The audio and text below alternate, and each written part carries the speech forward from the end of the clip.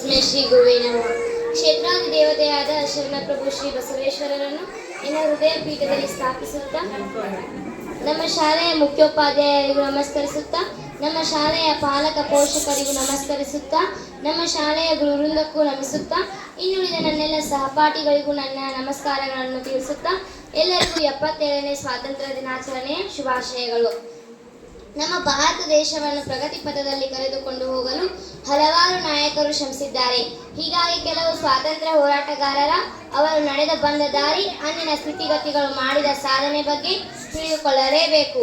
ಆಗಲೇ ನಾವು ಭಾರತ ಮಾತೆಯ ಹೆಮ್ಮೆಯ ಪುತ್ರರಾಗಿ ಬಾಳಲು ಸಾಧ್ಯ. ಭಾರತ ಮಾತೆಯ ಋಣ ತೀರಿಸುವ ಸಲುವಾಗಿ ನಮ್ಮ ನಾಡಿಗೆ ಸ್ವಾತಂತ್ರ್ಯವನ್ನು ತಂದುಕೊಡಲು ತಮ್ಮ ಜೀವನವನ್ನೇ ತ್ಯಾಗ ಮಾಡಿ ಹೋರಾಡಿದ ಅಪ್ರತಿಮ ದೇಶಭಕ್ತ ಕರ್ತಾರ್ ಸಿಂಗ್ ಸರ್ಬಾ ಇವರ ಬಗ್ಗೆ ಒಂದೆರಡು ಮಾತುಗಳನ್ನು ಹೇಳಬಯಸುತ್ತೇನೆ. ಕರ್ತಾರ್ ಸಿಂಗ್ ಸರ್ಬಾ ಹುಟ್ಟಿದ್ದು ಪಂಜಾಬ್ನ ಅಮೃತಸರ್ ಜಿಲ್ಲೆಯ ಲುಧಿಯಾನದಲ್ಲಿ. ಮೇ 24, 1896ರಲ್ಲಿ ಇವರ ಜನನವಾಯಿತು. ಭಗತ್ ಸಿಂಗನಿಗೂ ಪ್ರೇರಣೆ ಕೊಟ್ಟಂತ ಹುಡುಗ. 19ನೇ ವರ್ಷಕ್ಕೆ ತನ್ನ ಪ್ರಾಣವನ್ನು ಭಾರತ ಮಾತೆಗೆ ಅರ್ಪಿಸಿದ ವೀರ ಯೋಧ.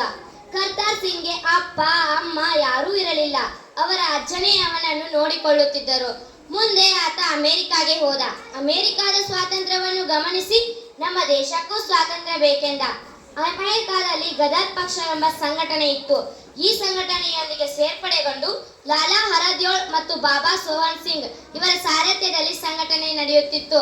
ಇದು ಭಾರತೀಯ ಕ್ರಾಂತಿಕಾರಿಗಳಿಗೆ ಪ್ರೇರಣೆಯಾಯಿತು. ಗದರ್ ಕ್ರಾಂತಿ ಭಾರತದ ಸ್ವತಂತ್ರ ಸಂಗ್ರಾಮದ ಸ್ವರ್ಣಪುಟವಾಗಿ ದಾಖಲೆಗೊಂಡಿತು. ಗದರ್ ಪ್ರಥಮದಲ್ಲಿ ವಾರಪತ್ರಿಕೆಯಾಗಿ ಮೊದಲ ಪ್ರತಿ 1913 ನವೆಂಬರ್ 1ರಂದು ಪ್ರಕಟಗೊಂಡು ಮೊದಲ ಸಂಚಿಕೆ ಮುಖಪುಟದಲ್ಲಿ ತನ್ನ ಪರಿಚಯವನ್ನು ಹೀಗೆ ಮಾಡಿಕೊಂಡಿತು: ನಮ್ಮ ಹೆಸರು ಬಂಡಾಯ, ನಮ್ಮ ಕೆಲಸ ಬಂಡಾಯ, ಬಂಡಾಯ ಜರುಗುವ ಸ್ಥಳ ಭಾರತ. ಯಾವಾಗ? ಇನ್ನು ಕೆಲವೇ ವರ್ಷಗಳಲ್ಲಿ. ಏತಕ್ಕಾಗಿ? ಬ್ರಿಟಿಷ್ ಆಡಳಿತ, ದಬ್ಬಾಳಿಕೆ ಮತ್ತು ಪ್ರಜಾಪೀಡನೆಗಳು ಭಾರತೀಯರಲ್ಲಿ ಅಸಹನೀಯವಾಗಿರುವುದರಿಂದ ಸಂಬಳ, ಸಾವು ಬೇಕಾಗಿದ್ದಾರೆ. ಭಾರತದಲ್ಲಿ ಬಂಡಾಯ ಎಬ್ಬಿಸಲು ಉತ್ಸಾಹಿ ತರುಣರು. ಬಹುಮಾನ ಹುತಾತ್ಮತೆ, ಕಾರ್ಯಕ್ಷೇತ್ರ ಭಾರತ, ಪಿಂಚಣಿ ಸ್ವಾತಂತ್ರ್ಯವನ್ನು ತಂದುಕೊಡುತ್ತೇವೆ ಎಂದು ಬರೆದಿದ್ದರಂತೆ. ಇದನ್ನು ನೋಡಿ ಕ್ರಾಂತಿಕಾರಿಯಾದವನು ಕರ್ತಾರ್ ಸಿಂಗ್ ಸರ್ಬಾ ಅಮೆರಿಕಾದಿಂದ ಭಾರತಕ್ಕೆ ಬಂದು ರಾಸ್ ಬಿಹಾರಿ ಬೋಸ್ ಇವರ ಜೊತೆಗೂಡಿ ಬ್ರಿಟಿಷರ ವಿರುದ್ಧ ಹೋರಾಟ ಮಾಡಬೇಕೆಂದು ನಿರ್ಧಾರ ತೆಗೆದುಕೊಳ್ಳುತ್ತಾನೆ. ಹೋರಾಟದ ನಿರ್ಧಾರ ತೆಗೆದುಕೊಂಡ ಕರ್ತಾರ್ ಸಿಂಗ್ ಸರ್ಬಾ ಬ್ರಿಟಿಷರ ಕೈಗೆ ಸಿಕ್ಕಿ ಹಾಕಿಕೊಳ್ಳುತ್ತಾನೆ. ಇವನಿಗೆ ಗಲ್ಲು ಶಿಕ್ಷೆ ಘೋಷಣೆಯಾಗುತ್ತದೆ. ಇವನನ್ನು ಪಾಸಿಕೋಣೆಯಲ್ಲಿ ಕೂಡಿ ಹಾಕುತ್ತಾರೆ. ಪಾಸಿಕೋಣೆಯ ಆಟೆ ಎಷ್ಟು ಗೊತ್ತಾ? 6 ಅಡಿ ಉದ್ದ, 6 ಅಡಿ ಅಂಗುಲ.